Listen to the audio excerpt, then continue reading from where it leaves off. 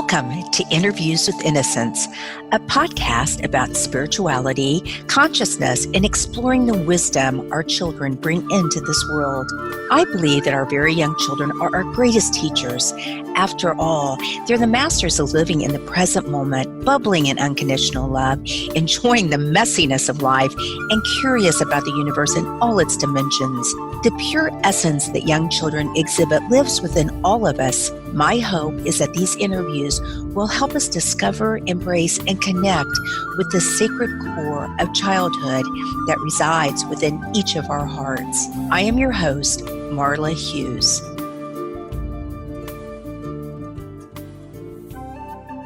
Today, I am so happy to continue my fascinating conversation with Dr. Andrew B. Newberg. Dr. Newberg is currently the research director at the Marcus Institute of Integrative Health at Thomas Jefferson University and Hospital in Philadelphia. He is a professor in the Department of Integrative Medicine and Nutritional Sciences with a secondary appointment in the Department of Radiology at Thomas Jefferson University, and is adjunct professor in the Department of Psychology at the University of Penn. He is board certified in internal medicine and nuclear medicine. Dr. Newberg has been particularly interested and involved in the study of mystical and religious experiences, a field he refers to as neurotheology. He has also studied the more general mind-body relationship in both the clinical and research aspects of his career, including understanding the physiological correlates of acupuncture therapy and meditation and other types of alternative therapies. And you can read more about his bio in our show notes. Welcome back to the program, Andrew. And we will now just continue with our conversation from last week. Do you feel that there is a transformation starting to take place with, the work that you do and millions of people talking about their NDEs and their spiritually transformative experience? Do you think that is there being changes? I certainly hope so.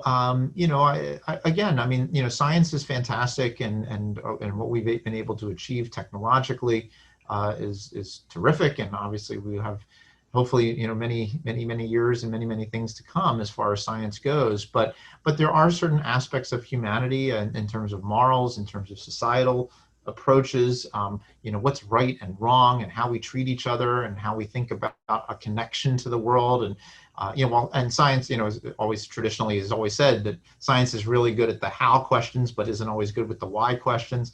Why is the world the way it is, and why are we the way we are, and how are we supposed to act as human beings? So I think that there really is an opportunity to do a lot of exploration and try to learn from both the scientific and spiritual paths to try to put something together that helps to bring people around to a different way of thinking about things. And we see it in bits and pieces. People ask me this in the context of healthcare. And so certainly, 20, 30 years ago, it was very biologically oriented. And again, that was, the medicine of the 20th century was fantastic at bringing antibiotics and surgery and so many different therapeutic interventions to help people with things that we never could help with before. And that's great. But there has also been a growing interest in integrative medicine and trying, understanding the spiritual side of ourselves, the psychological side, the social side of ourselves, and that all of those different dimensions of who we are as a person need to be understood if we're going to do the best to help each other and help heal each other. So, I do hope that as time goes on, as we learn about these experiences and as people develop a greater level of openness, that we do come to some better, a more global enlightenment, if you will, of humanity. I think we're still kind of far from it, but I don't say that in a pessimistic way inherently, but we have a long way to go. Yeah. It seems like Western civilization is also appreciating or opening up their eyes to what the indigenous cultures have taught us and have known all Right. along, with all of their traditions, their cultural, the drumming, which you talk a little bit about how that can kind of put you into the meditative state. So I think we have so much to learn from them. Have you scanned anyone like a shaman? That is on my list. Yeah, we haven't studied shamans yet. We've talked about doing some kind of drumming, study of drumming rituals. Haven't had an opportunity to Right. see that. Uh, Most of the practices that we've looked at have been more sort of meditative or prayer practices. But we have done some rituals. Did a study of speaking in tongues, which was a really fascinating study. And of course, much more Wow. energetic and more related to, I think, a drumming kind of concept. But and there have been a few studies that have looked at drumming itself, and we've talked about this in the context of the brain and the body, that rhythmic, repetitive stimuli such as Yeah. drumming affect the autonomic nervous system, which can be either an arousal. There's two arms of the autonomic nervous system. There's the arousal, and then there's the calming, or the sympathetic and the parasympathetic, as they're called scientifically. Right. So, very rapid drumming gets gets that arousal system revved up. It gets our brain revved up. It gets us ready to go. That's why they, play rock and roll music before you have a football game. You don't play, a Mozart concerto. But maybe you'll play a Mozart concerto before you go to sleep, so you can have this nice, beautiful music Right. to go, and that kind of calms and slows things down. And the same is true with spiritual experiences. I mean, they can be very energizing, they can be very calming, and some can actually be a mixture of both, which is also very fascinating. Yeah, it's really great stuff. So I know that you've been asked how to cultivate this. I'm still going to call it the flow state. And in your book, you talk about the 5 basic steps to find your personal enlightenment. So can you talk about those? Well, the first caveat is that, no one can ever guarantee enlightenment. And so we always say, Right. when we were writing Right. this, and I said, well, I don't want anybody to come away with saying, calling me up and saying, hey, I Yeah. followed that, what you said, and it didn't happen. Um, It's not a so, right. protocol. So, there's no absolute way. And part of what is built into the steps that we talk about is the unique elements of it, or the uniqueness of it for each individual. And so, part of it, I think, to start with, is a person, in some sense, kind of consciously becoming aware of the desire to become enlightened, to be transformed. That doesn't have, I mean, and I should also mention, I mean, there are experiences, and we had recorded a number of these experiences through our survey of these things happening to people spontaneously, where they weren't trying for it. And so it does happen. You can get struck by lightning without necessarily, holding a lightning rod. But if you, more specifically want to try it, then part of it is to prepare yourself for it. Trying to find ways of making sure that you are ready for it, that you're prepared for it, that you're open to it.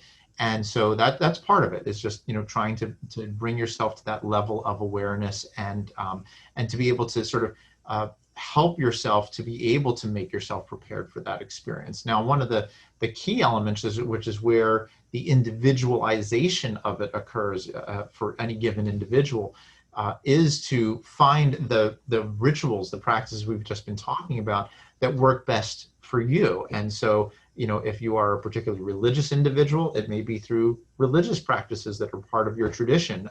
If you like drumming, if you like art, music, whatever, there can be lots of different ways of trying to actually accomplish it. But the goal ultimately is to find some type or some group of ritual activities that you can continue to sort of bring yourself to, that keep connecting you to to ultimately kind of the perspective of reality that you're striving for.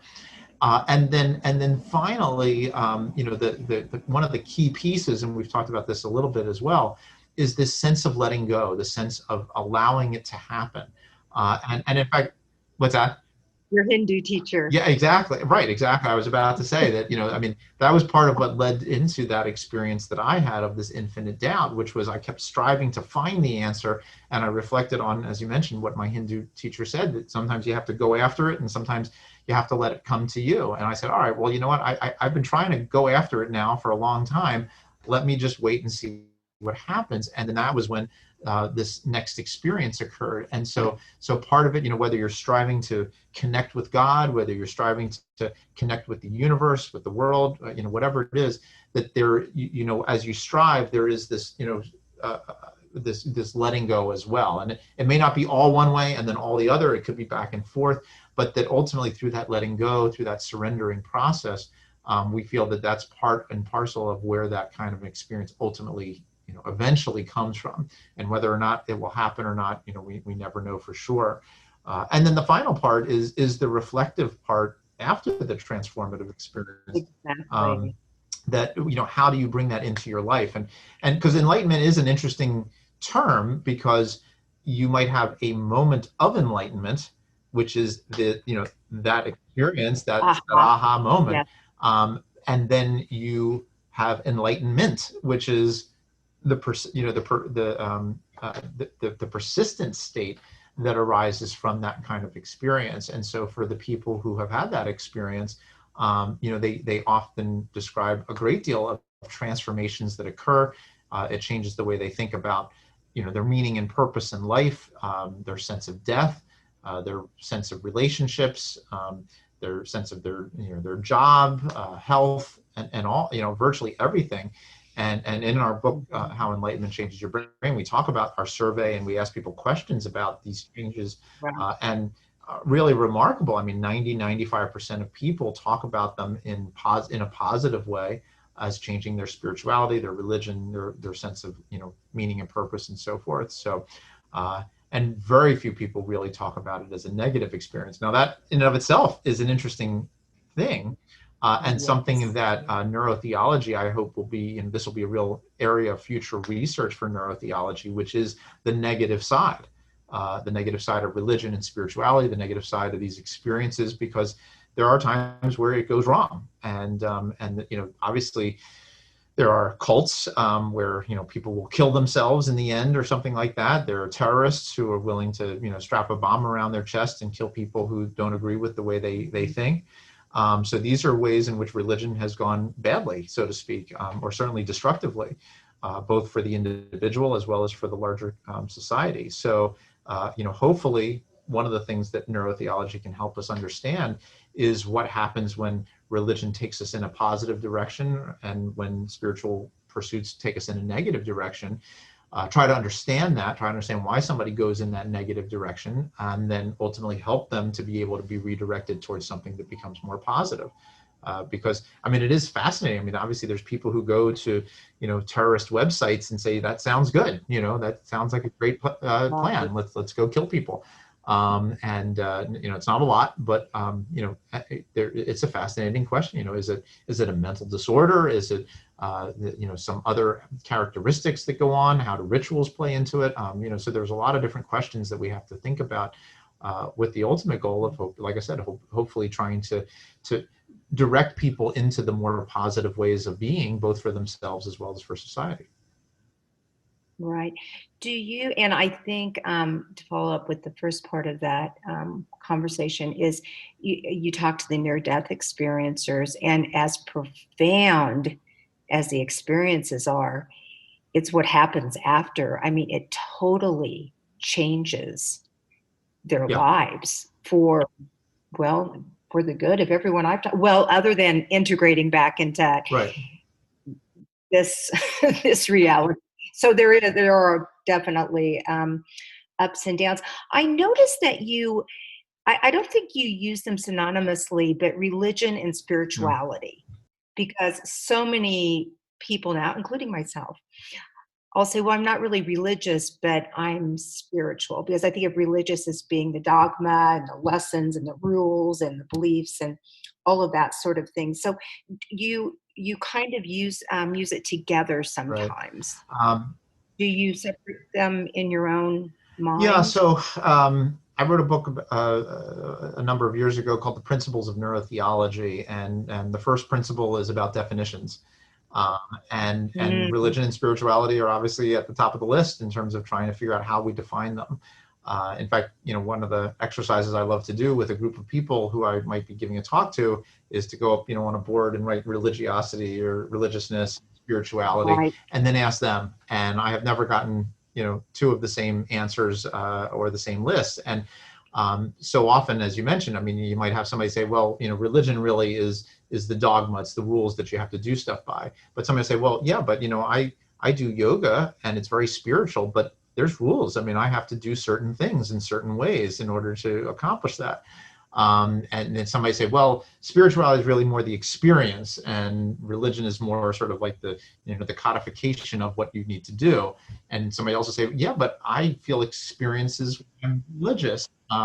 So those are things that I have to, those are things that different people look at in very different ways. And then, it becomes even more intriguing when you start to talk about definitions in the context of who decides what these definitions should be. And I don't mean that quite so, harshly, but, should we ask a group of theologians what the difference is? Should we ask a group of philosophers, sociologists, regular people? Who should we ask about this?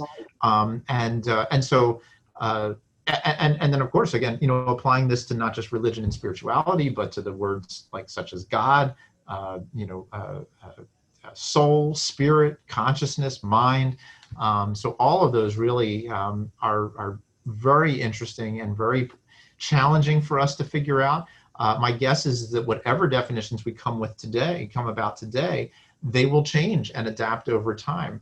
But one of the things, going back to my point about asking questions, I think it is fundamental for us to ask more and more questions about each of these kinds of things. So, it'd be wonderful to ask 1,000 regular people how they define spirituality, how they define religion, not just ask the famous theologians or the Pope sitting in the Vatican, but what do everyday people think? And so, but because of that issue, I usually do try to use religion and spirituality together, at least, so that I'm inclusive. But I do recognize that there are distinctions, and there are, there's a 2x2 grid. There's people who are religious and spiritual, which, if you look at the U.S. population, is probably about maybe 60% or so. There's people who are what your description is. They're spiritual but not religious. That's a growing group, maybe about 15 to 20% or so.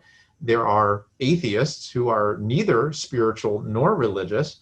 And then there's actually people who are religious and not spiritual, which is interesting. I sometimes think that people who consider themselves to be like cultural Jews, for example, they follow the guidelines of the religion, but they don't necessarily feel something spiritual. But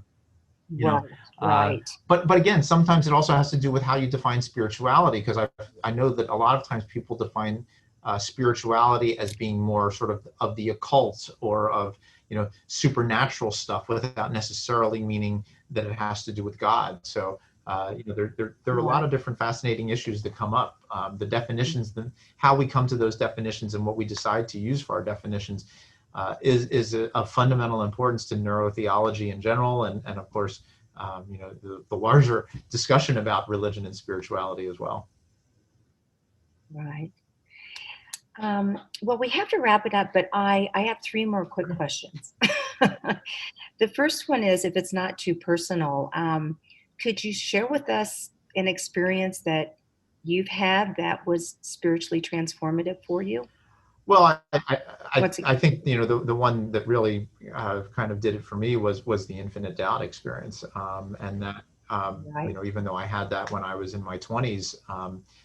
Stays with me. It is an experience that I come back to quite often in my own way of thinking about things. And interestingly, I guess, maybe the other piece that I didn't mention is that for me, while I recognized that there was this infinite doubt and that, in some sense we may never know anything, I also realized that there is a great deal of strength in coming from that perspective to ask questions about the world. And so that has really sort of propelled my career and the paths and the directions that it's gone, and my life in the directions that it's gone, in terms of how I try to deal with people and talk to people and encourage people to ask their own questions and challenge people and so forth. And so that to me was the experience that kind of changed my way of thinking about things. And, again, I still sort of feel like all of it has been this massive path, but it Yes, was I know. definitely a major turning point in that path. And something that you didn't mention when we were talking about the basic steps, of course, there's always that dark night of the Yeah, soul or the hero's journey, whichever you want to call, something that really, like what happened to me, just shakes your right. world out of control. And that certainly can certainly set me on a spiritual Mm. path. So I love the name of the book. Why doesn't God go away? And why doesn't God go away in 30 seconds or less? I'll do my best. Well, the Just simple teasing. answer is that our brain functions in certain ways that map very well onto the things that religion in particular, or spirituality is helping us to do. And what I mean by that, we identify two basic functions of the brain. One is self-maintenance and the other is self-transcendence. And so self-maintenance means how we kind of regulate and control our lives so that we can survive. And self-transcendence has to do with how we adapt and continue to advance ourselves, meaning that, I'm still the same person I was technically when I was 5 years old and 10 years old and 20 years old, but I have transcended that. I'm now something a little bit different. And I continue to transcend myself as time goes on. So now if we look at religion and spirituality, we look at the concept of God, does God help us in either of those regards? Well, yes. I mean, religions historically and to today help people to gain some control over their lives, some control over the world, and how it teaches them about how to interact with the world. It gives people a sense of morals, what's right to do, what's wrong to do, and basically helps, especially when you start to look at a huge amount of new data over the last 15, 20 years about how practices like meditation and prayer reduce depression, reduce anxiety, improve, Right. mortality and so forth. It helps with self-maintenance.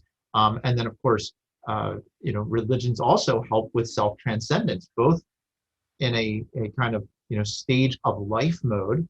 So religions give you rituals for birth, growing up rituals, uh, marriage rituals, death rituals. So the whole cycle of our lives, the religions help you to transcend those stages of life from one stage to the next, and in many ways provides the ultimate sense of transcendence, which is the kind of thing that we were talking about, the enlightenment type of experience. So now going back to my original statement, since both religion and the brain foster the concepts of self-transcendence and self-maintenance, they match up very well in terms of what they're trying to do for us. So unless our brain radically changes in terms of what it's trying to do for us, the notions of God and religion and spirituality will be here, I think, for a very long time to come.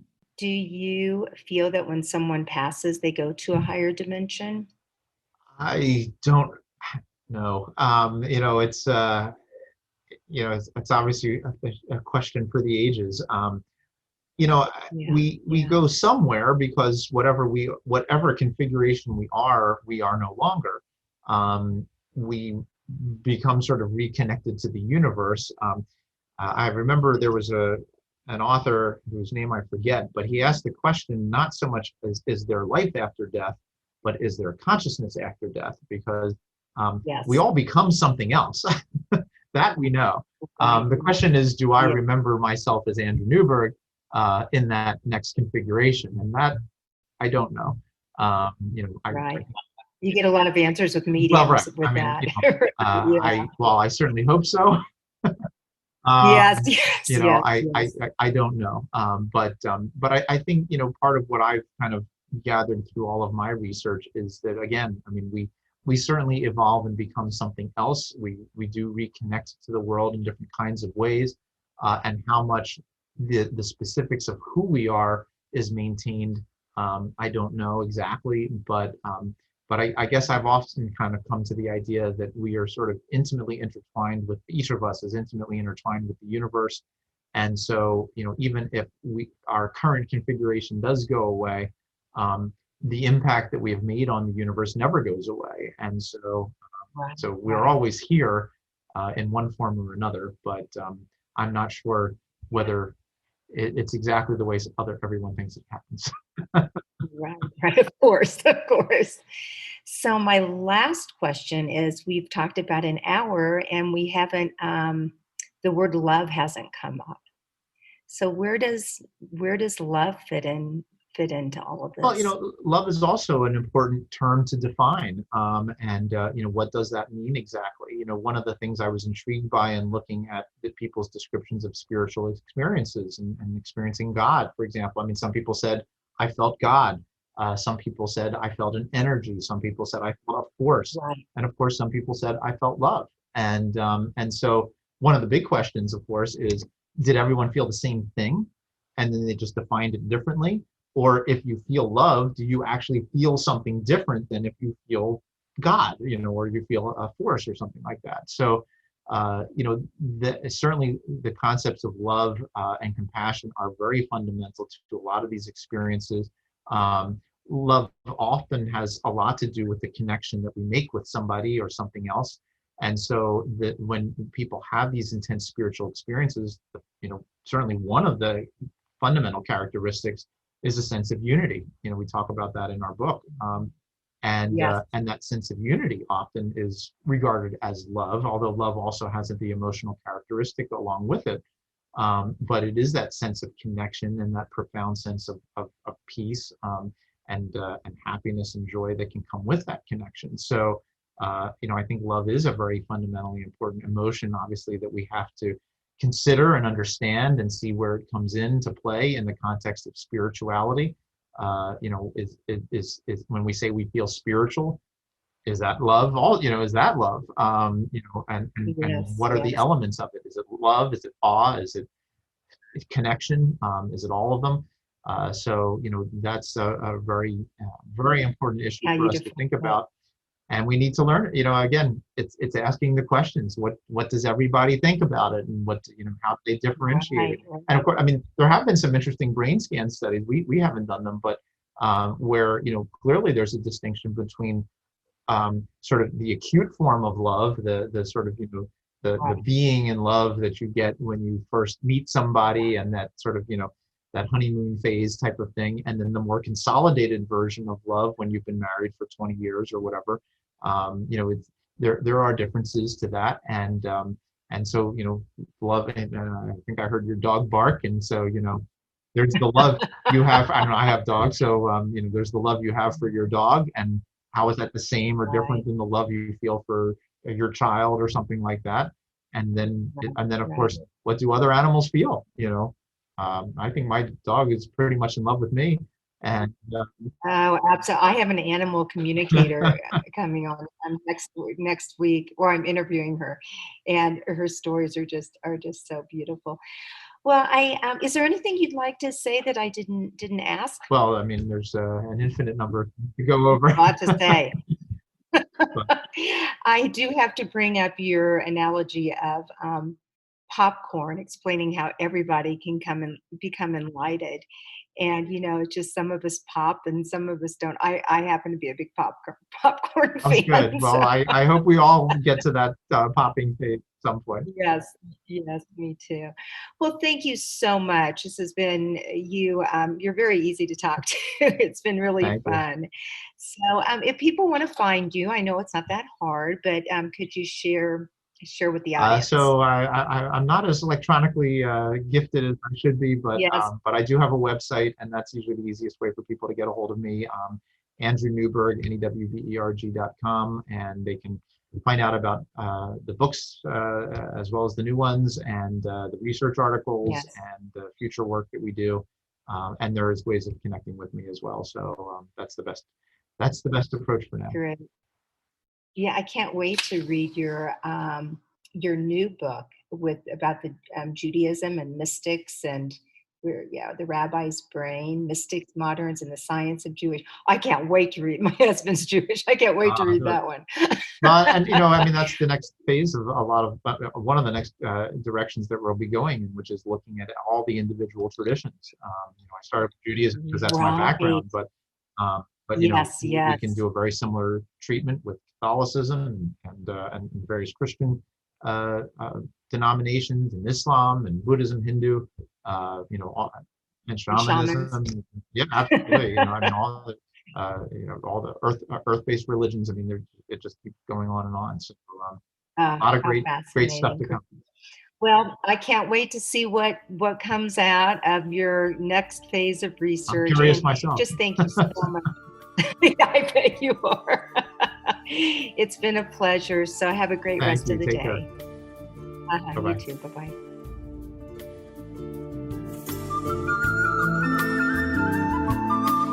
Thank you so much for listening in today.